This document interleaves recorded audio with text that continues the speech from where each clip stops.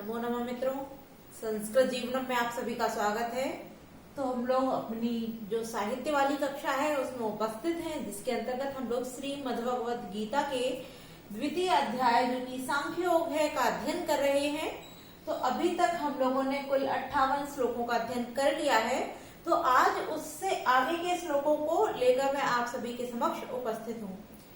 तो मैं आप सभी को यह बता दूं कि यह हमारी जो भी कक्षाएं चल रही हैं, चाहे वो साहित्य की हो और चाहे व्याकरण की हो, ये दोनों ही कक्षा हमारी परीक्षा की दृष्टि से अत्यंत महत्वपूर्ण है। तो आप सभी लोग दोनों ही कक्षाओं को प्रतिदिन देखा कीजिए, और यदि आप लोग किसी कारणवश लाइव नहीं आ पाते हैं तो आप लोग बाद में अवश्य देखा कीजिए, क्योंकि ये दोनों ही कक्षाएं बहुत महत्वपूर्ण है और इन दोनों ही कक्षाओं में से अत्यंत जो प्रश्न है अत्यधिक मात्रा में परीक्षाओं में पूछे जाते हैं। तो आइए हम लोग हमारा जो 59, 60, 61 और 62वां श्लोक है, आज हम उन सभी श्लोकों का अध्ययन करते हैं।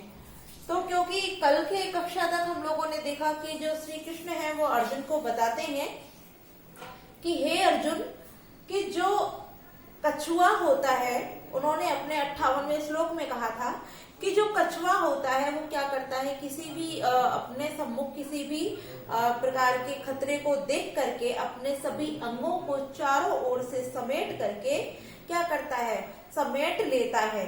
उसी प्रकार यह जो इंद्रिय विषय होते हैं, उससे दूर, अपने आप को दूर करने के लिए तुम भी क्या करो, इन अपनी इंद्रियों को इन इंद्रिय रूपी विषय विकारों से समेट लो, अर्थात उनसे दूर कर लो।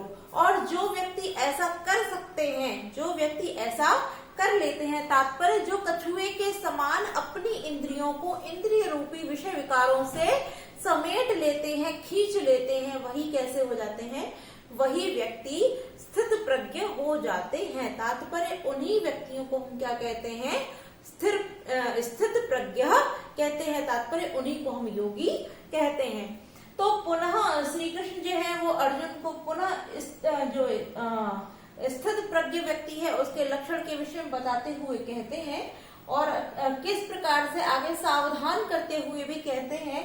यहाँ हमारा जो 59 और 60वां श्लोक है, इसमें बताते हैं कि जो व्यक्ति ऐसा नहीं कर पाते, अर्थात जो अपने मन को इंद्रियों के भोग विलास, जो इंद्रियों के विषय विकार होते हैं, शब्द आदि जो विषय विकार होते हैं, उनसे जो व्यक्ति अपनी इंद्रियों को नहीं हटा पाते, अर्थात जो सिर्फ हटाने का प्रयत्न करते हैं, तो किस प्रकार से इंद्रिय उनको अपनी ओर खींच लेते हैं, इसके लिए सचेत करते हुए अर्जुन से कह रहे हैं। तो यहाँ जो हमारा 59वां श्लोक है, इसमें श्री कृष्ण कहते हैं कि विषया विनिर्वर्तन्ते निराहारस्य देहिना रसवर्जम रसोप्यस्य परम दृष्ट्वा निवर्तते। अब यहाँ क्या कह रहे हैं कि निराहारस्य, यहाँ निर्धन आहार, आहारस्य, तो यहाँ हमारी दीर्घ स्वर संधि हो जाती है, तो निराहारस्य हो गया। अब यहाँ निराहारस्य से तात्पर्य क्या है, निराहार, निर माने होता है रहित, और आहार अर्थात भोजन से रहित। अब यहाँ किस प्रकार के भोजन से रहित बोला गया हो उसको देख लेते हैं।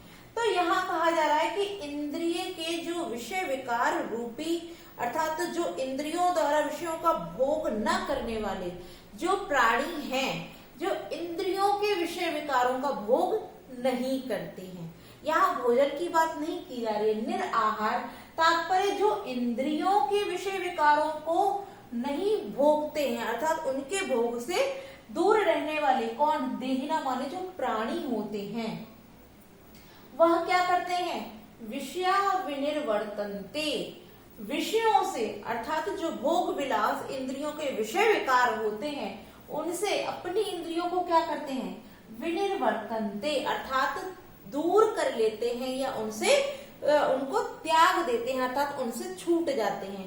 तात्पर्य किंतु यहाँ क्या बता रहे हैं कि हठ पूर्वक जो इंद्रिय के जो शब्द आदि भोग विलास होते हैं, उनके भोगों को न भोगने वाले जो प्राणी होते हैं, वो क्या करते हैं, हठ पूर्वक इन विषय विकारों से अपने आप को छुटा लेते हैं, अर्थात दूर कर लेते हैं। किंतु रस वर्जम, रस से तात्पर्य यहाँ आसक्ति है, कि जो विषय विकार से आपने अपनी इंद्रियों को हठ पूर्वक, अर्थात जैसे हम उदाहरण देते हैं, आपके सम्मुख कोई खाने की वस्तु आई और आप उसको देख रहे हैं, किंतु आपके मन में लालसा उत्पन्न हुई कि आप उसको खाएंगे, किंतु आपकी जो इंद्रिय उसको खाने के लिए बार बार आपको प्रेरित कर रही है, किंतु आप क्या कहें, नहीं, हम अपनी इंद्रियों को वश में करेंगे। तो वश में आप करने के लिए, उसको खाने के लिए तो नहीं चाहते कि नहीं आज हम नहीं खाएंगे, चाहे कुछ भी हो जाए, हम अपनी इंद्रियों को वश में करके रहेंगे, तो आप उसको खाना तो छोड़ देते हैं, किंतु जो आपके मन में लालसा होती है उस व्यक्ति, उस वस्तु के प्रति जो आकर्षण होता है वह बना रहता है। तो यही बताया जा रहा है कि जो इंद्रियों के भोग विलास के प्रति जो प्राणी होते हैं, अर्थात जो इंद्रियों के भोग से रहित वाले प्राणी होते हैं, वो उन विषय विकारों के लिए, अर्थात उन विषय विकारों से हठ पूर्वक छूट तो जाते हैं, वह अपनी इंद्रियों को वश में तो कर लेते हैं, किंतु रस वर्जम, रसम माने आसक्ति, वर्जम माने नहीं छूट, वर्जन अर्थात आसक्ति जो है वो वर्जित हो जाती है, वह नहीं छूटती है, किंतु उन इंद्रिय के विषय विकारों के प्रति जो उनकी आसक्ति है वह आसक्ति उनसे नहीं छूटती है। अब यहाँ एक तो उदाहरण दे देते हैं कि यदि तुम इस प्रकार से करोगे कि अपनी इंद्रियों को हठ पूर्वक दूर करना चाहोगे तो तुम रोक तो सकते हो, किंतु उन विषयों के प्रति जो तुम्हारी आसक्ति है वह नहीं छूटेगी। आगे क्या कहते हैं कि अश्य, अस्य कौन, यहाँ जो योगी या स्थित प्रज्ञ, यानी जो समाधि में लीन व्यक्ति जो योगी इत्यादि होते हैं उनके लिए यहाँ अश्य शब्द का प्रयोग किया गया है कि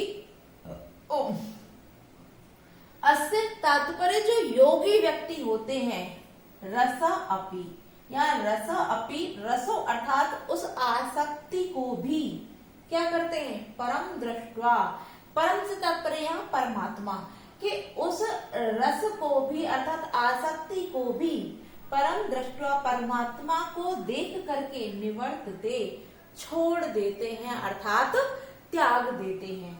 तो यहाँ श्री कृष्ण का कहना यह है कि जो व्यक्ति इंद्रियों के भोगों को नहीं भोगने वाले जो प्राणी होते हैं, देहिना माने जो प्राणी होते हैं, वो विषय विकारों को तो छोड़ देते हैं, किंतु रस जो आसक्ति होती है उसके वह नहीं छूट पाती, किंतु उस आसक्ति, उन विषय विकारों के प्रति जो उनकी आसक्ति होती है वह नहीं छूट पाती है। अब यहाँ योगी के लक्षण को बताते हुए कहते हैं कि किंतु जो योगी व्यक्ति होते हैं, कैसे योगी, जो समाधि में लीन या स्थित प्रज्ञ व्यक्ति जो होते हैं, अर्थात जो ऐसे प्राणी होते हैं, उनकी आसक्ति भी कब छूट जाती है, परम दृष्टवा परमात्मा के दर्शन करके वह भी छूट जाती है।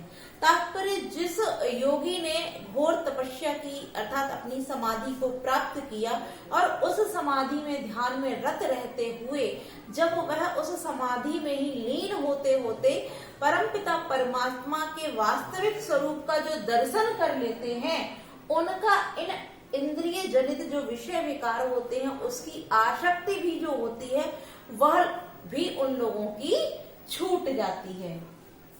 तो यहाँ कहने का भाव यही है श्री कृष्ण का अर्जुन से कि जो व्यक्ति अपने इंद्रियों को वश में करने का प्रयत्न करते हैं, उनको जब ईश्वर की दर्शन हो जाते हैं तब वह आसक्ति भी इनसे छूट जाती है। अब हम यहाँ जो हमारी व्याकरणिक टिप्पणी है उनको भी देख लेते हैं। जैसे हमने निर्धन आहार बता दिया था, यहाँ पर दीर्घ स्वर संधि का विधान किया गया है।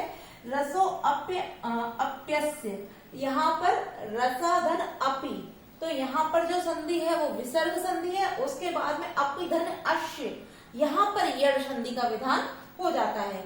दृष्टवा में हमारा तत्व प्रत्यय का विधान किया गया है। तो जो भी हमारी मुख्य व्याकरणिक टिप्पणियां थी वो हम लोगों ने देख ली है। अपने अगले श्लोक की ओर आगे बढ़ते हैं। तो इसमें श्री कृष्ण क्या कहते हैं कि यततो यापि कौन्तेय पुरुषस्य विपश्चितः इंद्रियाणि प्रमाथीनि हरन्ति प्रशभं मनः। तो पुनः श्री कृष्ण कहते हैं कि कौन्तेय, हे कुंती पुत्र अर्जुन, क्या प्रमाथीनि, प्रमथनशील अर्थात चंचलता से युक्त। इंद्रियाणी, यह जो इंद्रियां होती हैं वह यततो ही अपि, प्रयत्न अर्थात यत्नों के द्वारा भी अर्थात प्रयत्न पूर्वक, पुरुषस्य विपश्चिता, विपश्चिता माने जो विद्वान पुरुष होता है, विद्वान पुरुष का भी जो मन है, मन को प्रसभम बलपूर्वक, हरंती माने हर लेती है, कि हे कौन्तेय, हे कुंती पुत्र अर्जुन, जो चंचलता से युक्त अर्थात प्रमथनशील जो इंद्रियां होती हैं, इंद्रियां माने जो इंद्रियां होती हैं वह क्या करती हैं, वो प्रयत्न पूर्वक अर्थात अपने संपूर्ण प्रयत्नों के द्वारा, जो विद्वान व्यक्ति होता है, जो ज्ञानी मनुष्य होता है, पुरुष से माने मनुष्य या पुरुष होता है, उसके मन को भी बलपूर्वक हर लेती हैं।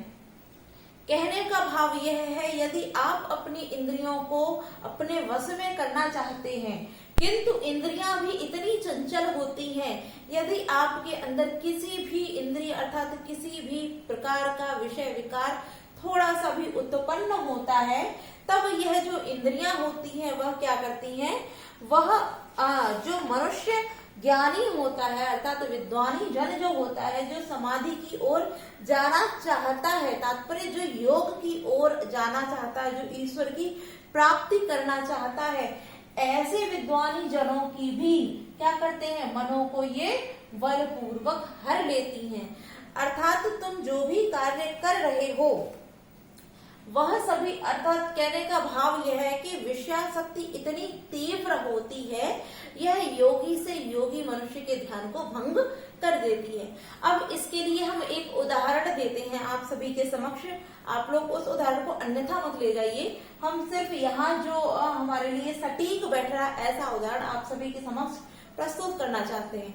जैसे कि आप सभी ने शकुंतला वाली कहानी अर्थात अभिज्ञान शाकुंतलम ग्रंथ जो है हमारा पाठ्यक्रम में भी दिया है, और उस ग्रंथ को हम लोगों ने पढ़ भी रखा है, और उससे संबंधित जो अर्थात पूरी कथा है आप सभी लोग जानते हैं। तो शकुंतला जो है वो विश्वामित्र की पुत्री है, और उनकी माता जो है वो मेनका है। तो विश्वामित्र वैसे तो एक बहुत बड़े ऋषि हुए हैं, और सप्त ऋषियों के अंतर्गत उनकी गणना की जाती है, किंतु ऐसा माना जाता है कि जब त्रिशंकु के लिए तृतीय स्वर्ग का निर्माण करने के लिए जब विश्वामित्र ने योग साधना की अर्थात ईश्वर को प्राप्त करने और उनसे उस तीसरे स्वर्ग के लिए जिसमें से शरीर जा सके, तो उस स्वर्ग के निर्माण के लिए जब उन्होंने तपस्या की, तो उस तपस्या में लीन होने अर्थात जब आप किसी भी कार्य से, चाहे वो ईश्वर भक्ति हो या किसी भी कारण से आप जब तप करते हैं, तो उस तप में आपको सभी इंद्रिय विषय विकारों को त्याग करके लीन होना पड़ता है। तो जब विश्वामित्र ने अपनी तपस्या को आरंभ किया और तपस्या जब घोर होती गई, दिन प्रतिदिन बढ़ती चली गई, तब उनकी तपस्या को भंग करने के लिए इंद्र इत्यादि देवताओं ने मेनका को भेजा उनकी तपस्या को भंग करने के लिए। किंतु यदि आप परम तपस्वी हैं और आपने अपनी इंद्रियों को बहुत अच्छे से अपने वश में कर रखा है, तब आपकी इंद्रिय की जो विषय विकार है वो आपके मन को नहीं हर सकते हैं। किंतु जब मेनका वहां पर आई और मेनका ने अपने जो हाव भाव थे वो विश्वामित्र को दिखाए, तो विश्वामित्र की तपस्या भंग हो गई, अर्थात उन्होंने उस योग को करना छोड़ दिया और वह मेनका के साथ रम गए। तो वह वृत्तांत वैसे तो हम सभी जानते हैं कि विश्वामित्र महान तपस्वी थे और वह सब बहुत ही बड़े महर्षि भी हुए हैं, सप्त ऋषियों में उनकी गिनती भी की जाती है। किंतु जैसा कि वृत्तांत यहाँ चल रहा था उसके अनुसार मैंने यह कथा आप सभी के सम्मुख रखी है। आप सभी लोग इस चीज को अन्यथा मत लीजिए। और हम लोगों ने जैसे कि यह श्लोक हमारा कह रहा है तो उसके अनुसार यह कथा सटीक बैठती है। अब यहाँ कहने का भाव यही है कि आप यदि बहुत ज्ञानी हैं, महाज्ञानी हैं, फिर भी यह जो चंचल इंद्रियां होती हैं यह भी कम हठी नहीं होती हैं। यह भी इतनी हठी होती हैं कि विद्वान से विद्वान मनुष्य के मन को प्रयत्न करके ये क्या करती हैं, बलपूर्वक हर लेती हैं। इसलिए इन इंद्रियों को वश में करना भी अत्यंत कठिन होता है। आपने पहले यहाँ भी हम लोग देख लेते हैं कि हमारे मुख्य मुख्य जो शब्द हैं, अब जैसे हम देखते हैं पुरुषस्य यहाँ दिया है, पुरुषस्य का ही विशेषण अर्थात जो विपश्चिता अर्थात विद्वानी पुरुष है, तो यहाँ पुरुष का विशेषण है ये विपश्चिता। और ह्यापि ही धन अपि यहाँ यड़ संधि का विधान किया है। और इंद्रियाणि प्रमाथीन, इंद्रियाणि प्रमाथीन, तो यह चंचलताशील अर्थात चंचल युक्त है, प्रमथनशील इंद्रियों के द्वारा। ठीक है, तो यहाँ इंद्रिया और जो प्रमथीन शब्द दिया है ये प्रथमा विभक्ति बहुवचन में दिया गया हमारा। यहाँ प्रथम पुरुष का बहुवचन है और लट लकार का प्रयोग किया गया है। तो यहाँ जो हमारी टिप्पणियां हो सकती थी व्याकरण वो हमने सभी देख ली है। और हम लोग अपने अगले श्लोक जो कि 61वां है उसकी ओर बढ़ते हैं। तो इसका पहले वाचन कर लेते हैं, तत्पश्चात इसके अर्थ को जानते हैं। तो यहाँ पुनः श्री कृष्ण क्या कहते हैं इसको देखते हैं कि कहते हैं श्री कृष्ण की तानि शर्वाणि संयम्य युक्त आशीत मत्परः वसो ही यत्सेन्द्रियाणि तस्य प्रज्ञा प्रतिष्ठिता। पुनः कह रहे हैं कि तस्य प्रज्ञा प्रतिष्ठिता, उसकी बुद्धि स्थिर हो जाती है। किसकी? अब यहाँ उसके लक्षण को पुनः बता रहे हैं। क्या कहते हैं कि तानि शर्वाणि संयम्य, तानि माने उन, सर्वाणि सभी। अब उन सभी, किन सभी की बात की जा रही? क्योंकि जैसा कि हमने दोनों श्लोकों में देखा इंद्रियों की बात की जा रही, तो यहाँ भी इंद्रियों के लिए ये तानि शर्वाणि विशेषण के रूप में प्रयुक्त किया गया है कि तानि शर्वाणि उन सभी इंद्रियों को संयम्य संयम में करके अर्थात वश में करके मत्परः मेरे पारायण अर्थात भगवान के पारायण होकर के युक्त होकर, किससे युक्त होकर? योग से युक्त होकर, आशीत माने बैठो। तो यहाँ श्री कृष्ण कहते हैं अर्जुन से कि हे अर्जुन, मैंने अभी तक तुमको जो कुछ भी बताया है, चाहे वो स्थित प्रज्ञ हो, चाहे वो सांख्य योग हो, कर्म हो, और इंद्रियों के विषय में भी मैंने बता दिया कि ये इंद्रियां भी कितनी हठी होती हैं। तो अब तुम क्या करो, इन सभी इंद्रियों को वश में करके मेरे पारायण अर्थात मेरे अधीन, पारायण से तात्पर्य अपना सब कुछ मुझको सौंपकर मेरे अधीन तथा मेरे कहने का मेरे परायण होकर के योग से युक्त होकर के आश्रित माने बैठो। आगे क्या कह रहे हैं? ही माने क्योंकि, यश्य जिसकी, वसो वस में इंद्रियाणी इंद्रियां होती हैं, क्योंकि जिसके बस में इंद्रियां होती हैं तस्य प्रज्ञा प्रतिष्ठिता, उसकी बुद्धि ही क्या होती है? स्थिर होती है। कि हे अर्जुन, तुम अभी मुझसे पूछ रहे थे कि स्थित बुद्धि और स्थित प्रज्ञा व्यक्ति का लक्षण क्या होता है, वो कैसे बोलता है, कैसे चलता है, कैसे बैठता है। तो मैंने तुम्हें अभी तक जो कुछ भी बताया वो कैसा होता है, वो सभी इंद्रियों को अपने वश में कर चुका होता है और परम पिता परमात्मा के दर्शन को भी देख चुका होता है। तो वो पुनः कहते हैं कि जब मैंने तुम्हें इतना सब कुछ बता दिया है तो अब तुम क्या करो, अब तुम उन सभी इंद्रियों को अपने संयम में अर्थात वश में कर मेरे पारायण होकर उस योग से युक्त होकर मेरे सम्मुख आशीत माने बैठो। क्यों? क्योंकि जिसके वश में इंद्रियां होती हैं, जिसके वश में इंद्रियां होती हैं उसकी बुद्धि ही कैसी होती है? उसकी बुद्धि ही स्थिर होती है। तो हम लोगों ने इसके श्लोक को भी जान लिया अच्छे से। तो यहाँ संयम में यहाँ मान देख लेते हैं आशीत शब्द जो है आप देख रहे हैं यहाँ हलंत नहीं है, और हलंत ना होने के कारण यह आत्मनेपदी विदलिंग लकार में प्रयुक्त हुआ है। और यहाँ देखते हैं हम यश्येन्द्रियाणि, यश्य धन इंद्रियाणि, तो यहाँ हमारी गुण संधि का विधान किया गया है। अब हम अपने अगले श्लोक जो कि 62वां है इसको देखते हैं। तो यहाँ श्री कृष्ण क्या कहते हैं? कहते हैं अर्जुन से ध्यायतो विषयान पुंस संगतेषु जायते संगात संजायते कामः कामात् क्रोधो भी जायते। अब यहाँ जो यह वाली लाइन है अंतिम वाली, ये बहुत ही महत्वपूर्ण लाइन है। इसमें यह भी महत्वपूर्ण है और यह भी महत्वपूर्ण है, और इसको तो आप लोग कई बार देख भी चुके हैं। जैसे कि हम लोग पंचमी व्यक्ति में जब जनि कर्तु प्रकृति सूत्र पढ़ते हैं तो उसके अंतर्गत भी हम लोगों ने इस उदाहरण को कई बार पढ़ा हुआ है। तो हम अब इसके अर्थ को जान लेते हैं। यहाँ श्री कृष्ण कहते हैं कि हे अर्जुन, क्या कह रहे हैं कि ध्यायतो विषयान पुंसः। पुंसः मतलब जो व्यक्ति, विषय, इन विषयों का ध्यायतो ध्यान करता रहता है, अर्थात ध्यायतो माने ध्यान करते हुए, विषयों का ध्यान करता है जो पुंसः, पुंसः मतलब मनुष्य, जो विषयों का ध्यान करता है मनुष्य, तेषु माने उनकी, संगा माने आसक्ति, उपजायते, उन विषयों में क्या हो जाती है, उनकी आसक्ति उत्पन्न हो जाती है। कि जो मनुष्य इन विषयों का अगर ध्यान करता रहता है तो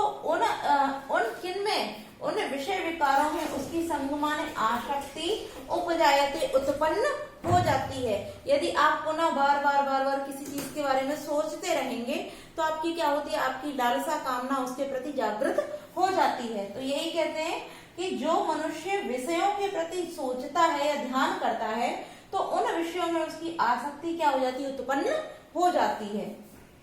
और आसक्ति उत्पन्न, संगात संजायते कामा, जब आसक्ति उत्पन्न हो जाती है तो उस आसक्ति से कामना संजायते माने उत्पन्न हो जाती है। किंतु आसक्ति से काम वासना उत्पन्न हो जाती है। और कामात क्रोधो अभिजायते, और फिर काम से क्या हो जाता है, काम से क्रोध की उत्पत्ति हो जाती है। तो यहाँ श्री कृष्ण कह रहे हैं कि हे अर्जुन, तुम अपने ध्यान को एकाग्र करो।